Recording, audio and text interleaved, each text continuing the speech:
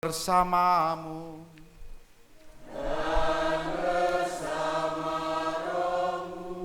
Inilah Injil suci menurut Yohanes.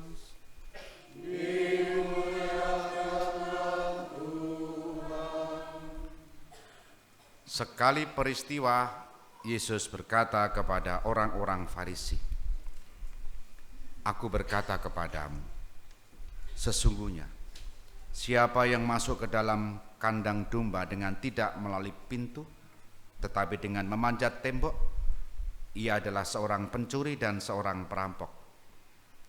Tetapi siapa yang masuk melalui pintu, ia adalah gembala domba. Untuk dia penjaga membuka pintu, dan domba-domba mendengarkan suaranya. Ia memanggil dombanya masing-masing menurut namanya dan menuntunnya keluar. Jika semua domba telah dibawanya keluar, ia berjalan di depan mereka, dan domba-domba itu mengikuti dia karena mereka mengenal suaranya. Tetapi seorang asing pasti tidak mereka itu ikuti. Malah mereka lari daripadanya karena suara orang-orang asing tidak mereka kenal." Itulah yang dikatakan Yesus dalam perumpamaan kepada mereka. Tetapi mereka tidak mengerti apa maksudnya. Ia berkata demikian kepada mereka. Maka kata Yesus sekali lagi, "Aku berkata kepadamu, sesungguhnya akulah pintu kepada domba-domba itu. Semua orang yang datang sebelum aku adalah pencuri dan perampok, dan domba-domba itu tidak mendengarkan mereka. Akulah pintu, barang siapa masuk melalui aku, ia akan selamat. Ia akan masuk dan keluar dan menemukan padang rumput. Pencuri datang hanya untuk mencuri, membunuh dan membinasakan. Aku datang supaya mereka mempunyai hidup dan mempunyainya dalam segala kelimpahan." Berbahagialah orang yang mendengarkan sabda Tuhan dan tekun melaksanakannya.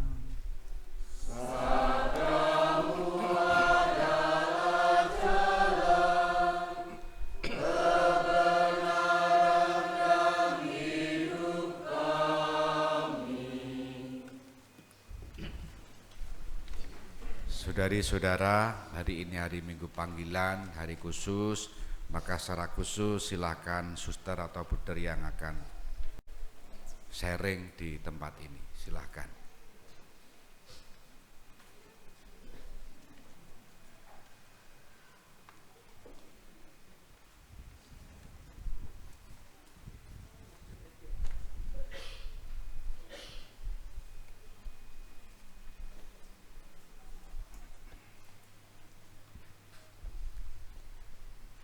Romo, Bapak Ibu, para suster, bruder yang saya kasihi, selamat pagi berkah dalam. Terima kasih Romo atas kesempatan yang diberikan kepada saya untuk memperkenalkan diri dan membagikan sedikit pengalaman hidup panggilan saya. Pertama-tama perkenalkan, nama saya Suster Esra. Saya novis tahun kedua dari kongregasi Suster-Suster Fransiskus Dina atau biasa dikenal Suster SFD. Pada saat ini kami tinggal di Novisiat Santo Yosep Berbah. Saya tinggal dan saya berasal dari wilayah Santa Teresa Berbah, lingkungan Santo Ignatius Loyola Tanjung. Saat ini saya menjalani masa novisiat dengan busana biara, selayar putih, kalung perak. Akan tetapi para suster SFD yang sudah berprofesi menggunakan kalung tau, juga selayar coklat seperti yang dikenakan suster di pojok sini.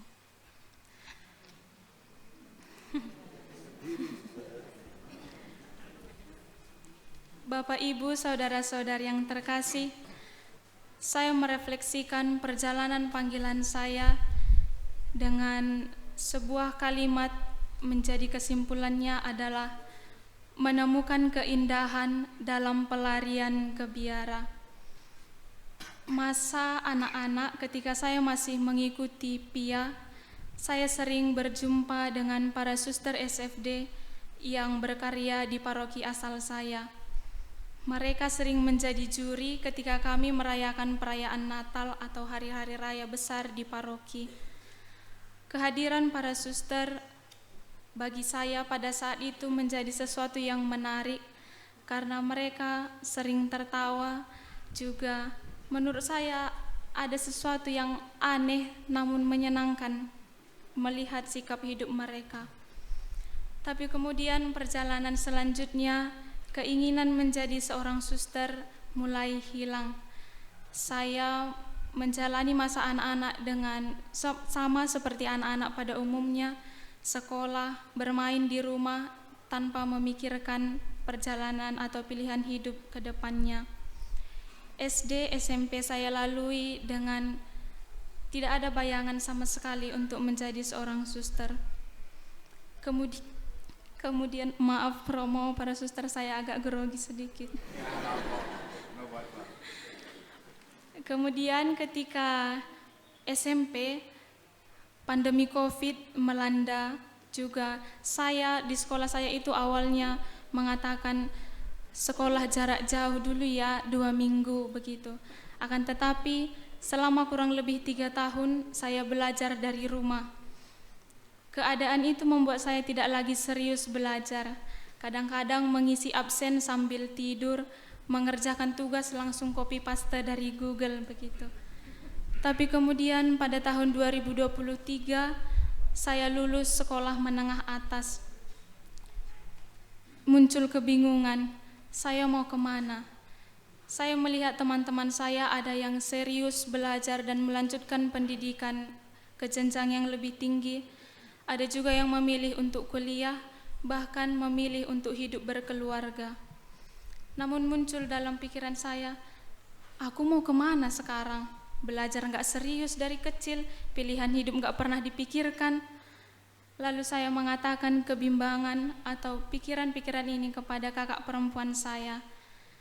Namun saya bersyukur ia mengatakan, dulu kan kamu waktu kecil mau jadi suster, pergilah ke biara, setidaknya melihat-lihat, nanti pulang lagi begitu. Saya pergi ke salah satu biara komunitas di Medan, komunitas para suster SFD, menginap 1 malam awalnya. Tapi kemudian tanpa persiapan, tidak ada berkas-berkas yang saya bawa, pakaian seadanya, bahkan peralatan mandi saya pun tidak ada saya bawa, tapi saya tinggal di biara tersebut. Singkat cerita, melalui berbagai proses, pada akhirnya saya telah melalui masa postulat 1 tahun di Medan. Pada tahun 2024, saya bersama para suster seangkatan datang ke Jogja, tepatnya ke Berbah. Kami melanjutkan panggilan dengan memasuki tahap novisiat. Para suster novis belum berkaul, belum berprofesi religius, akan tetapi masa untuk membina diri secara Kristiani maupun manusiawi. Karena jujur saja Bapak Ibu, pengalaman-pengalaman di keluarga maupun hidup di luar tidaklah seindah pengalaman Bapak Ibu sewaktu masih kecil. Banyak konflik dari teman-teman, banyak godaan-godaan dari lingkungan sekitar, yang kadangkala juga saya sadari membuat kehilangan arah jika tidak hati-hati. Selama masa novisiat ini kami menempuh pendidikan selama 2 tahun, tetapi bukan pendidikan secara intelektual, namun lebih pada mengenal diri, masuk ke dalam diri dan mengenal kehendak Allah dalam hidup kami. Saya pribadi dulunya sering bermain handphone Bapak Ibu, apa-apa dari HP, bahkan kurang peduli dengan orang-orang di sekitar saya. Namun selama masa formasio, kami dibina, dibentuk untuk semakin peduli, untuk masuk dalam diri sendiri, juga peduli terhadap orang-orang di sekitar kami. Seruan Paus Leo dalam menyambut hari Minggu Panggilan pada hari ini menyentuh hati saya, mungkin kalimatnya kurang tepat, tapi intinya bahwa masuklah ke dalam diri sendiri, bukan keluar. Kenali diri sendiri, bukan yang di luar. Hal itu sungguh-sungguh kami rasakan secara khusus saya pribadi selama masa formasi di novisiat. Dalam seruan itu juga, satu hal yang paling menarik bahwa Paus Leo mengatakan, pilihan panggilan hidup bukan sesuatu yang kaku, melainkan petualangan kasih. Selama lebih kurang 2 tahun di Berbah, seringkali ibu-ibu mengatakan kepada kami, karena kami ada 16 novis, ada 13 novis, lalu sering jalan gerombolan, mereka mengatakan begini, "Wih, susternya nom-nom kabeh yo." Awalnya saya tidak mengerti apa artinya, tapi kemudian saya tahu bahwa sepertinya artinya itu susternya muda-muda begitu. Ya, saya mengakui bahwa kami itu di Berbah pada umumnya usia 20-21 tahun karena kami masih dalam masa pembinaan. Petualangan untuk bergaul, beradaptasi dengan Bapak Ibu di sekitar kami menjadi sesuatu pengalaman petualangan kasih. Awalnya saya merasa tidak percaya diri untuk ikut doa lingkungan, ikut misa bahasa Jawa di wilayah Berbah setiap minggu keempat, tapi kemudian setelah melalui pembelajaran pun juga memberanikan diri bergaul dengan Bapak Ibu di sekitar kami, menjadi sesuatu yang menyenangkan dan mendukung panggilan kami. Petualangan kasih juga saya alami ketika hampir setiap hari Minggu kecuali kami rekoleksi, kami para suster novis menemani adik-adik Pia yang ada di wilayah Berbah. Berjumpa, bergaul, dan berdinamika dengan anak-anak mengajarkan saya untuk semakin mencintai diri sendiri, mencintai panggilan hidup dengan meneladani kesederhanaan dan ketulusan anak-anak yang kami temani. Kami tidak banyak berbuat apa-apa bersama mereka, kami hanya bermain, berjumpa, dan saling menyapa. Petualangan kasih juga saya alami melalui kehadiran para romo yang awalnya seperti saya katakan tadi, bagaimana ya saya mau bicara dengan romonya orang Jawa, saya ini tanpa diberitahu pasti orang tahu saya orang apa ini dengan cara bicara yang seperti ini. Tapi kemudian berjalannya waktu, hal-hal itu bukanlah suatu tantangan, bukanlah suatu yang menghambat perjalanan hidup, melainkan sebuah petualangan kasih. Petualangan kasih yang lain juga saya alami ketika saya harus berdamai dengan diri sendiri, juga pengalaman di masa lalu. Secara pribadi, karena sering bermain handphone ataupun mengabaikan hal-hal lain, saya tidak memaknai pengalaman hidup. Saya tidak perlu memikirkan apa ya maksud Tuhan atas pengalaman hari ini. Tapi kemudian dalam masa formasi kami dibentuk setiap malam menuliskan buku harian, menuliskan buku refleksi. Pertama-tama bukan sebagai aturan yang kaku, tetapi untuk membina kami menemukan makna, menemukan jejak kasih Tuhan dalam perjalanan sepanjang hari maupun perjalanan kami di masa yang lalu. Ketika berdinamika dengan teman-teman sekolah minggu ataupun OMK, kemarin juga ketika kami dekor di depan sana, ada seorang OMK mengatakan, "Suster, jadi suster itu bosan gak sih? Kaku banget ya suster," begitu. Lalu saya tidak menjawab, saya hanya tersenyum.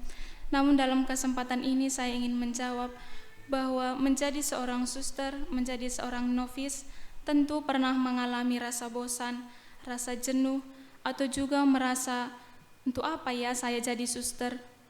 Tetapi saya merefleksikan pengalaman bosan atau pengalaman kejenuhan bukan berarti saya harus mengalihkan pilihan saya yang awal, tetapi menjadi sarana untuk saya mendalami, juga bertanya kepada Tuhan, bagaimana saya menghadapi kebosanan, bagaimana saya menghadapi tantangan, sehingga sungguh-sungguh perjalanan yang saya pilih adalah petualangan kasih. Saya bersyukur atas rahmat panggilan yang Tuhan anugerahkan bagi saya. Saya menyadari Saya dan masa lalu saya diciptakan bukan karena baik, tetapi ketika saya merenungkan dan dengan rahmat Tuhan, saya menemukan bahwa saya diciptakan indah, sama seperti teman-teman semua, sama seperti Bapak Ibu. Maka saya menghaturkan limpah terima kasih atas doa-doa, dukungan dan juga sapaan dari semua pihak, terutama yang kami jumpai di paroki ini, di wilayah tempat kami tinggal, juga bagi para romo yang senantiasa mendoakan, mendukung dan memperhatikan kami. Setiap bulan kami merayakan perayaan Ekaristi bersama para romo dari paroki 2 kali 1 minggu. Kehadiran para romo menjadi anugerah bagi kami, menjadi kekuatan yang senantiasa mendukung kami. Paus Leo juga mengatakan bahwa bagi saya, bagi kaum muda dan mungkin bagi semua orang, perlu dan penting untuk memiliki seseorang yang dapat dipercaya atau biasa disebut pembimbing rohani. Saya menyadari di tengah dunia yang cepat berubah, di tengah pengalaman-pengalaman situasi keluarga dan lingkungan yang tidak selalu kondusif, sulit untuk menemukan orang-orang yang dapat dipercaya. Saya tahu bahwa kita semua percaya kepada Tuhan, tetapi saya menyadari penting untuk menemukan seseorang atau siapa saja yang menjadi tempat berbagi suka dan duka. Dan secara khusus saya bersyukur karena Tuhan menganugerahkan pembimbing rohani atau Bapa Pengakuan yang senantiasa menyertai perjalanan hidup kami. Maka pada akhirnya saya tetap memohonkan doa dari Romo, para suster, Bapak Ibu semua yang ada di sini untuk perjalanan hidup kami selanjutnya, untuk melanjutkan petualangan-petualangan kasih. Kendati pun perjalanan ini saya awali dengan sebuah pelarian, namun pelarian itu menjadi sesuatu yang indah bagi saya karena Tuhan yang mencintai dan mengasihi saya sejak awal saya hadir di dunia, bahkan sampai hari ini, dan saya percaya sampai selamanya Tuhan mencintai saya dan kita semua. Sekian yang dapat saya bagikan, Romo, Bapak Ibu. Saya mohon maaf apabila ada hal-hal yang kurang berkenan saya ucapkan, dan terima kasih, Romo.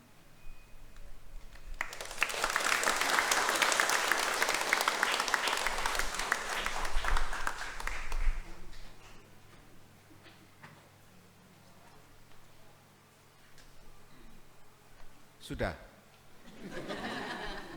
Katanya mau menyanyi. Nyanyi. Sekarang. Ya.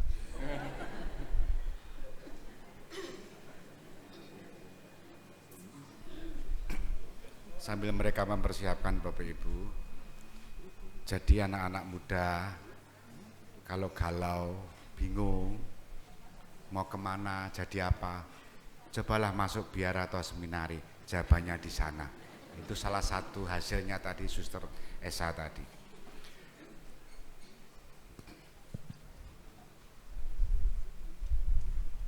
Maaf Romo, saya tadi grogi jadi lupa. Oh enggak apa-apa Suster. Saya mau bernyanyi sedikit, kalau Bapak Ibu tahu, boleh kita nyanyi bersama. Hal ini menjadi sesuatu yang menyadarkan saya bahwa seringkali bahkan saya tidak mengerti apa yang Tuhan maksud dalam kehidupan saya. Tapi saya percaya Tuhan akan memampukan dan juga menunjukkan kehendaknya dalam kehidupan saya pun juga kita semua.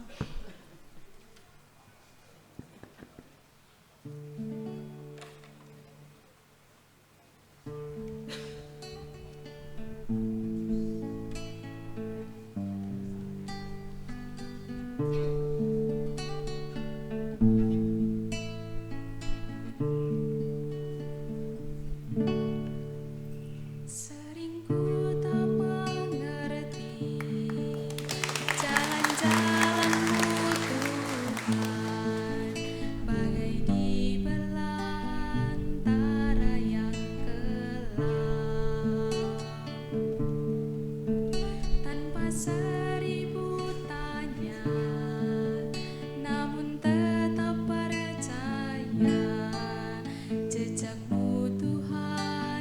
sungguh sempurna. Ajarku memahami semua yang kau ingini, agar hidupku puaskan hatimu. Bagimu aku rela sepenuh hati menghamba, serahkan diri genapi karyamu. Ajarku memahami semua yang kau ingini,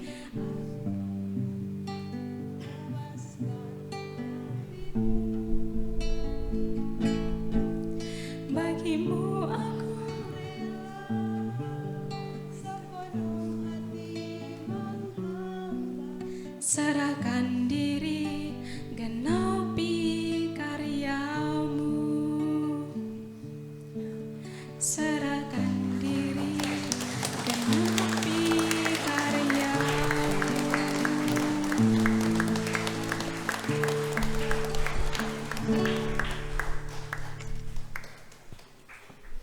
Tepuk tangan lagi untuk dia.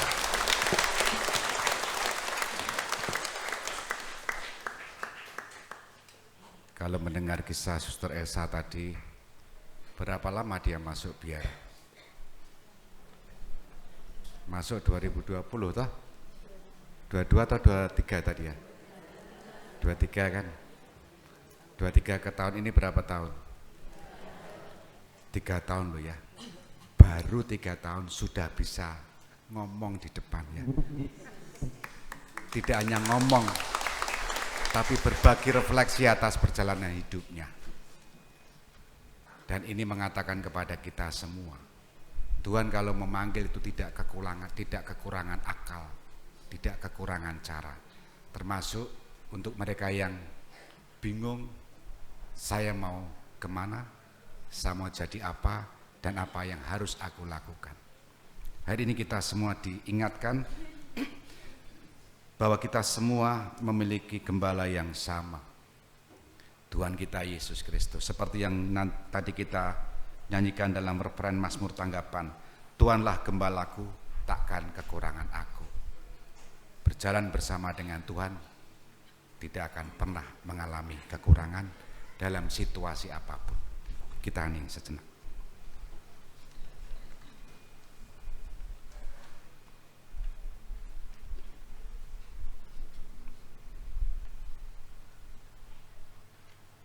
Dimuliakanlah Yesus yang dulu hidup, sekarang dan selama-lamanya.